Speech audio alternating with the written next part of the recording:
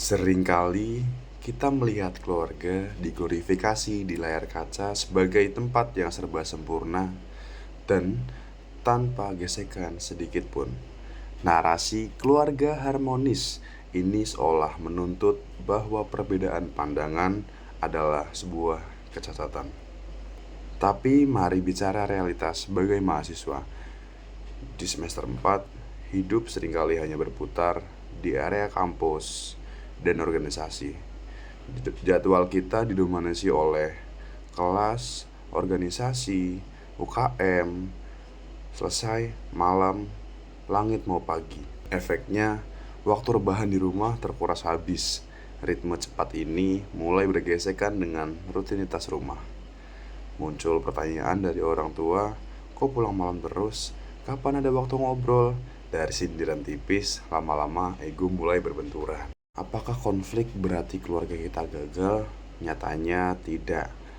Konflik adalah sebuah keterberian yang melekat dalam interaksi.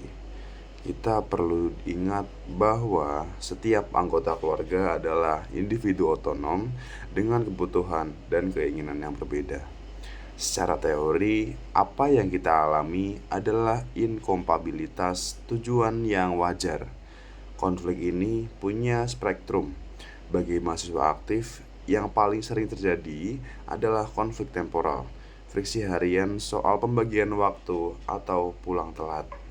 Masalahnya, jika konflik temporal ini dibiarkan tanpa komunikasi yang baik, ia bisa bergeser menjadi konflik hubungan yang lebih sensitif, di mana orang tua eksistensinya mulai diabaikan.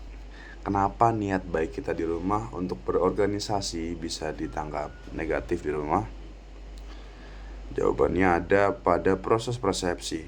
Saat lelah, kita cenderung melakukan interpretasi subjektif. Teguran ibu yang sebenarnya menyiratkan rasa khawatir atau rindu, seringkali kita maknai secara harfiah sebagai kekangan. Tanpa sadar, kita juga sering memerankan wajah disfungsi komunikasi. Ada yang menjadi the computer, merespons pakai logika dingin tanpa afeksi, atau diperburuk dengan cara menyimak yang buruk karena mata tetap sibuk membalas kerjaan di grup WhatsApp. Ingat, mendengar itu sekedar menangkap suara, tapi menyimak itu butuh atensi utuh. Menghindari konflik itu mustahil, tapi mereduksinya adalah pilihan.